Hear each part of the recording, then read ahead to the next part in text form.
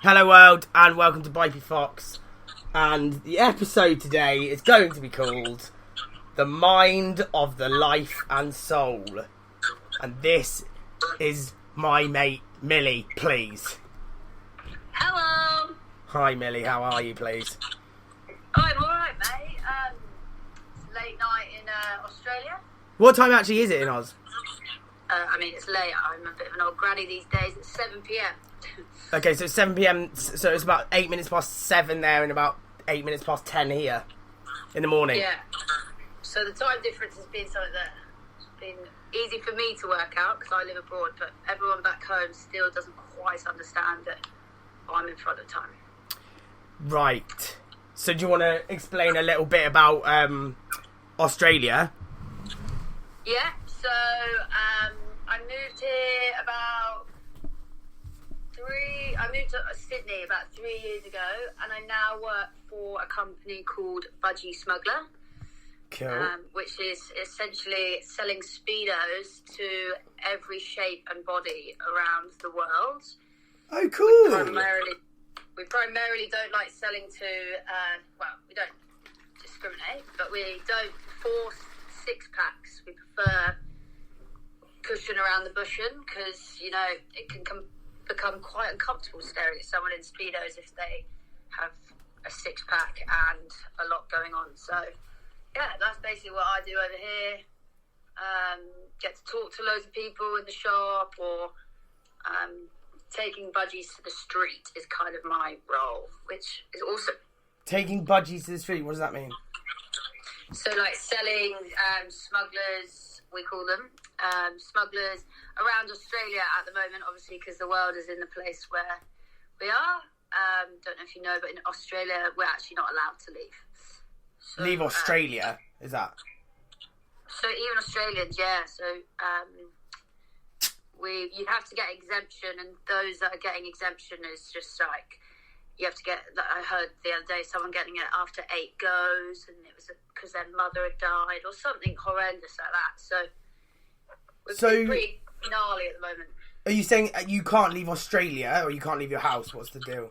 Sorry, can't leave Australia. Right. At the moment, we're actually locked down, which we are allowed to leave. It's nothing like, I don't think, what you guys had, but we're in lockdown. You can only hang out with 2 people outside.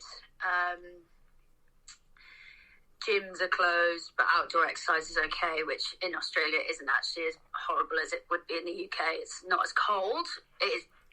Seems cold, but it's not as English cold. But yeah, so we're in lockdown, but we're actually locked into Australia, which we have been for the last 18 months. Kind of. Well, so we can. I think we can get to that. We can get to that in a minute because I think that's important. Yeah. But just to finish off on budgie smugglers, do they have like a? Because obviously I know that you worked for them. Like, how did you get involved with that job? So I got the gig through my brother knowing the general manager, and it was kind of like a summer job. And then they turned to me and said, "How are you going to stay in Australia?" And I just word vomited and was like, blah, blah, blah, blah, blah, blah. And none of it made sense. And then they were like, "Anything that we can do, we'd like to keep you." And then, yeah, the rest is history. Basically, the stores and all of that were all new to Budgie, and it's been built out of a apartment in Manly. It's a very small family business. And, for example, when my visa came through, it was like my adoption papers had come through, is what they described it. So kind of got in from knowing people, and then proved that there was a role there for me, sort of thing. Okay, amazing. That's cool. Love a bit of nepotism, I'm not going to lie. My, both sides of my family have a family business, so I would love to be nepotitious, if that's even a word, but if it's not, let's just pretend for now. Yeah, I don't know what it means, mate, but... Do you know what nepotism is? Nah, teach me. Nepotism is just essentially like getting a hand from someone in your family. Oh, 100%. I mean, I don't think I've had a job interview my whole life, but, like, I've kept a job, and I think that says something more about me than getting a job interview. I think sweaty palms and stumbling words, you'd get me in an interview, but that's not who I am, really. Yeah, exactly. Cool. So just last thing on Budgie Smugglers, because I think it's a really cool brand, just from the little I know about it, and that's essentially for you. But like, do they have like an emphasis on mental health at all? Yeah. So we obviously want to help all charities, but our main focus for charities that we can put on our website, we help like giving vouchers out to all sorts of charities, but they are all mental health. So they'll all be Oz based, but like there's an Are You OK one, Patia, Babe Watch. I'm going to miss one out here now. One Wave's pretty cool, and it's actually in England as well, and it's down in Cornwall, but they surf every Friday in fluoro to talk about it being loud and stuff, loud and proud, and just like talk about the person, like the thing in the room, and then they get in a circle at the end on the beach and just talk about what's been going on. Oh wow! So that's down in Cornwall, Padstow. Padstow, love Padstow, mate. I used to go there a lot with family and friends and things like that, please. Okay, good times. Well, I think we've done Budgie Smugglers, and I think that's actually really cool, because we haven't personally spoken about the fact that they have a mental health sort of emphasis, but that's even better. I love that, and they love supporting us as employees around it as well. Like, I freely talk to them about where my head's at most of the time, so it's nice. It's good, man. That's what we need, please. So the other thing I was going to say, I think just for anyone that doesn't know, because hopefully there might be some people listening who know both of us and know our link, but maybe we should start from there. How did we meet, Millie? This is my angle of it. You might have a different one, but anyway, we went to school together. I was in a couple of years below, and at that school I would have said I was bullied, maybe. I don't know if you weren't aware of it from what we've spoken about last year, but you were a couple of years above me, and not that I think we bonded over this, but we actually have the same birthday, and we're pretty similar in hyperactiveness, so when it comes to one's birthday, one gets excited. And so when one hyper person gets excited and meets another hyper person that gets excited, it's just a free-for-all. So it was always a joy to find you on the day and shout, Twitty! Twitty! Around school. But yeah, we went to school together. We actually, I think we're from a similar area. Or I used to go out. Are you Epsom? Are you Epsom?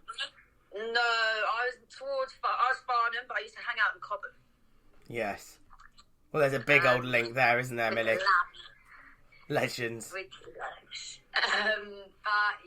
I went to school. I didn't get along with anyone. No, that's such a porcupine. Sorry, those that might be listening. I did get along with everyone at that school. I hated them, please. Yeah.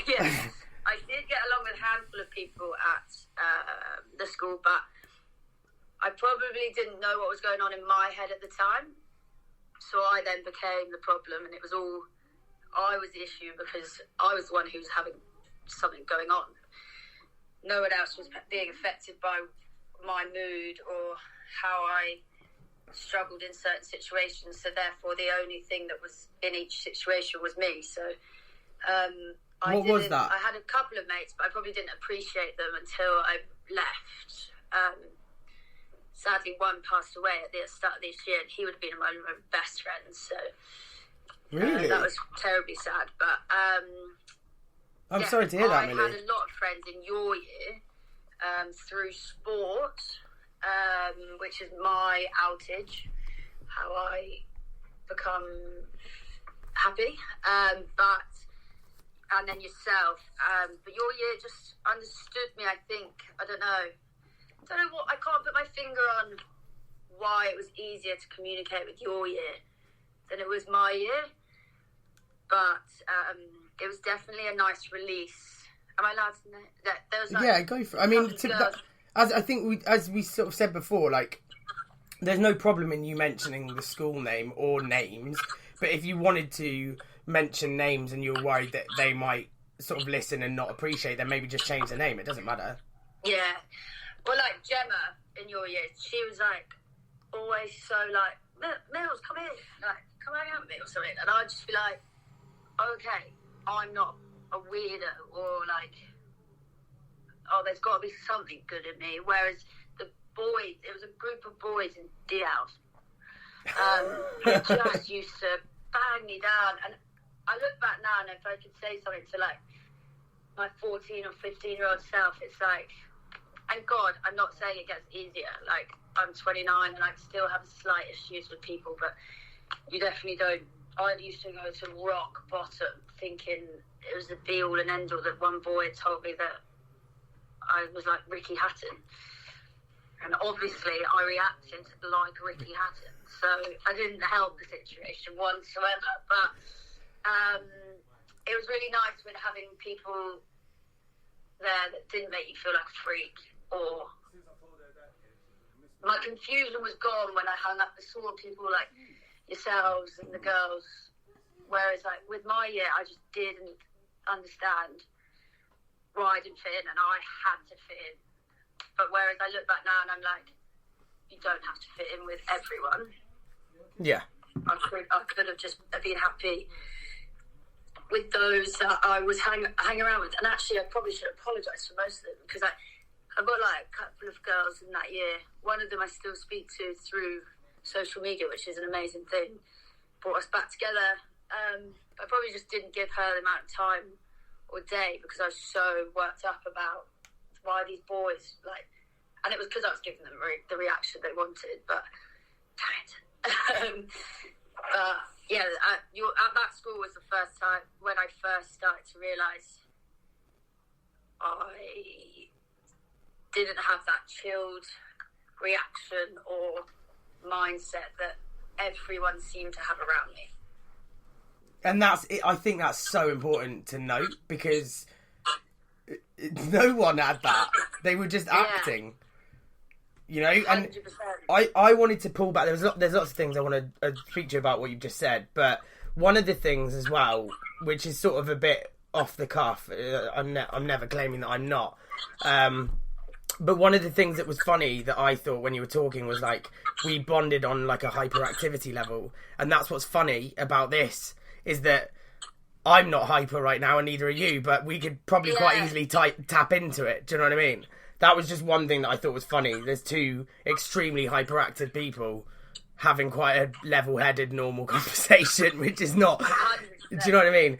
And also take into account we haven't spoken to each other properly for quite a while. Obviously we've been texting and stuff, but not, had a conversation. So that was one of the things. The other thing I wanted to say was, I think that's important to remember, that actually you, even now at 29, and you finished that school, 18, right? So that's 11 years after, you still are able, and probably not even a conscious thought, but you're able to sit there and say everyone else was pretty chill. When it's actually like inside, literally on the last podcast I did, it's like, one of them, I was saying that you can't live in anyone else's shoes, and you have no idea what's going on in someone's head, right? 100%. And like when we were talking earlier, it's like, are you happy to say what you want to say? And it's like, the biggest thing that why I want to do stuff like this, one, I just love helping people. And one thing I have over here, because I talk about mental health quite openly. I've had good friends who in the community would definitely be very cool, like people would look up to, everyone wants to be blah blah blah. They'd come up to me and said, I'm like chatting to someone, or like, Mills, I've had a bad day, or like I felt anxious.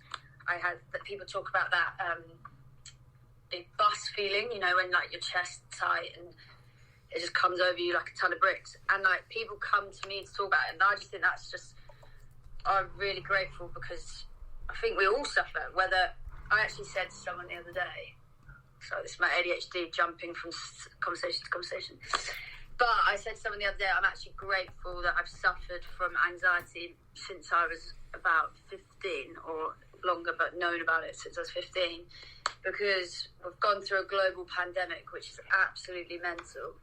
and those that have never suffered from it